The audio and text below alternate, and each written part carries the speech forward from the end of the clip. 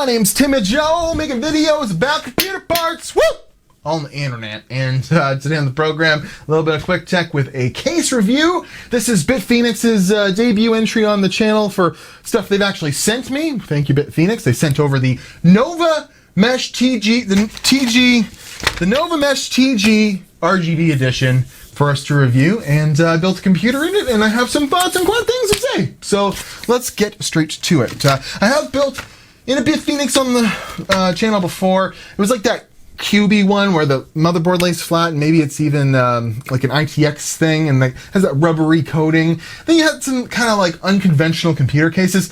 This is not that. This is a straight up run-of-the-mill computer case, and that's a good thing. That's a good thing. Has mesh in the front. That's a good thing. Has RGB.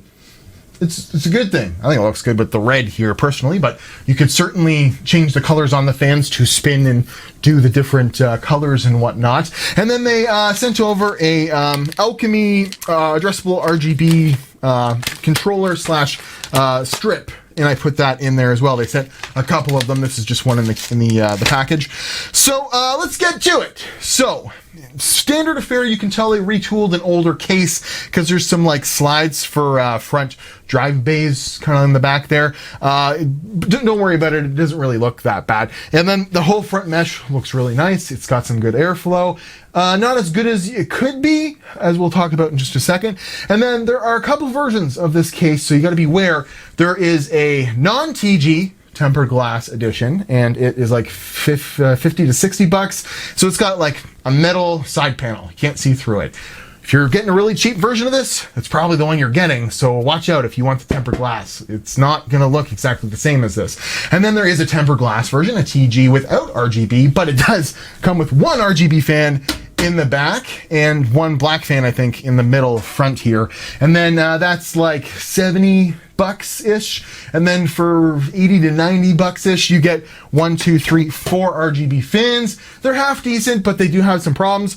And that's the full version you see here. Probably between $80 and $90. And there is a white and black version of all of those options as well. So quite a bit of options depending on how cheap you want to get. I like where this is going, but I think the real deal is in the one without the front RGB fans. And then you do that yourself, or maybe your AIO has some RGB fans or something like that.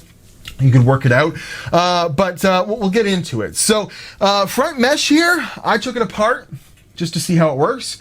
And there is like a plastic panel. This whole thing comes off. The buttons and the USB are in the top here, so it's not like an annoying thing. Like you just go like, and there you go. So the inside here is all plastic to the top and bottom of the frame, and then this is a metal piece on the outside that's been secured in here with tabs.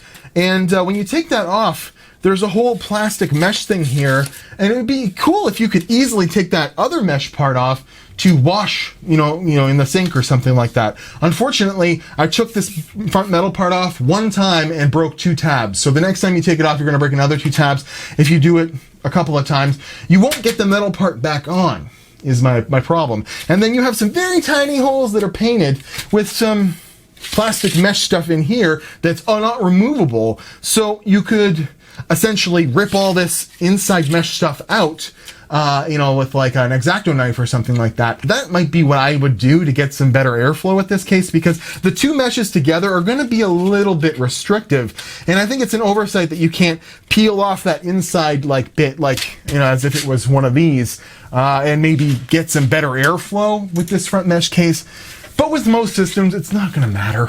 There's a mesh in the front. There's 1, 2, 3 fans that are right up against the mesh. It's probably going to pull in quite a bit of air for you.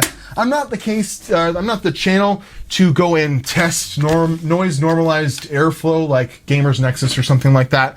But in my professional opinion, I would not be concerned with the amount of air that will blow in through this case with 1, 2, 3 fans in the front, or if you had like a push-pull scenario with an AIO with a 360mm rad, because that will all fit in the front of there. It's actually tooled out very nice that there's enough room in there to do that, which is pretty cool. So little bit of limited airflow considering the mesh, but there are some things you could do to make it better. And I wouldn't have a problem ripping all that front plastic mesh with an X-Acto knife, and then being able to take this off and just put it under the sink and clean it once it gets dirty.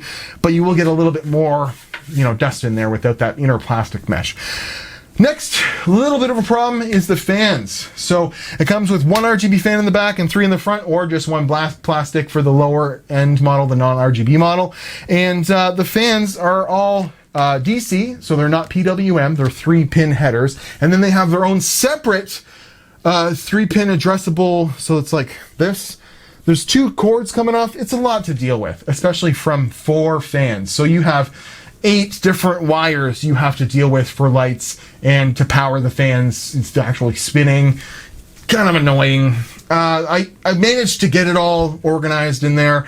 It was all right. And then what makes that even worse is if you don't have an RGB controller, if your motherboard does not do addressable RGB, which is the little 3-pin header, like mine is, because this is a Z170 motherboard. This is from a few years ago. It only has a 4-pin non-addressable LED header on it. Then you can't use this unless you buy something separate. Hence why I think they sent me this. I got it all working, and it does more than just red here. It will do the spinny rainbow puke flat, it'll do the standard RGB stuff. With this controller, these fans, they have addressable RGB inside of them and some white plastic that shows, pretty nicely.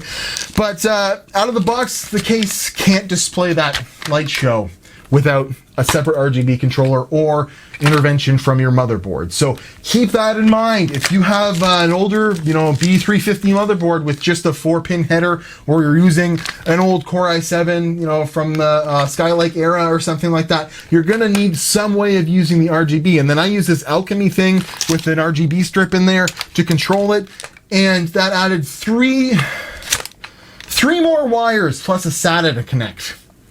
A lot of wiring to do with this. So you see, I was having a little bit of trouble cable managing it quickly in the back there, but it's not that bad. As far as the basement's concerned, it's, nicely smooth. The rivets aren't painted, which is kind of an oversight, but it's not a deal breaker or anything like that. There's plenty of room inside it. For the most part, you can get a very large graphics card in here. However, that's about the biggest cooler you'd want. I'm actually using one of Noctua's Chromax Black NHU12S fans, or heatsinks, the black ones, but not the Linus edition ones. So that's really nice, and it fits in there lovely. But would an NHD 15 fit in there? Not at all.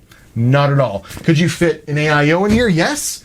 Any manner of AIO coming at the front, but you're not going to put any rads in the top here. There's just not enough room. And there is a spot for 2 120mm fans up top here, but not 140, because there's just not enough room in there stretched back there to put them in. So you could put some extra fans at the top here if you really wanted to, and that would give you a little bit of extra airflow. So lots of airflow, lots of options for how you could set this case up, but it can get kind of limited with like really high-end systems, but that's not what this case is meant for. It's anywhere from $54 to $90, and depending on how much glass and RGB you want.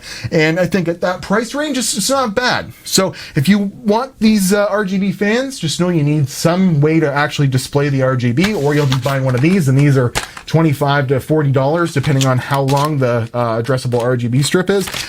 But all in all, it's pretty solid. It's pretty solid. I like it. It's really good looking, and it's got mesh in the front, so it's not like this is a closed off panel only sucking air from the bottom. It's going to be fine for most people's mid-range systems, and it fit everything beautifully. I got no issues with it. So BitFenix, I like your cut of your jib. I like the way this is working out. This is a nice case, the Nova TG, and I don't have a lot to say about it except for it's a little bit, a couple oversights, but nothing too crazy. And yeah, I'll leave links in the description to Amazon if you're interested in this case. It's pretty damn good looking, and it would work for a mid-range build, absolutely. And yeah, I don't know, stuff and things. So thanks very much to BitFenix for sending this out, Nova TG, and I'll leave links to all of them that we're talking about down in the description, as well as their Alchemy addressable RGB strips. But on the whole, this is a really nice case, and I'm happy to have a look at it. It's really nice. I'm at Watch Timmy Joe, Instagram and Twitter. Thank you to BitFenix for sending this over for us to have a look at. And yeah, if you need a mesh case, you're looking for an alternative, go check them out in the description, because yeah, I'll give it a thumbs up. Thank you very much for watching. I'll see you in another video.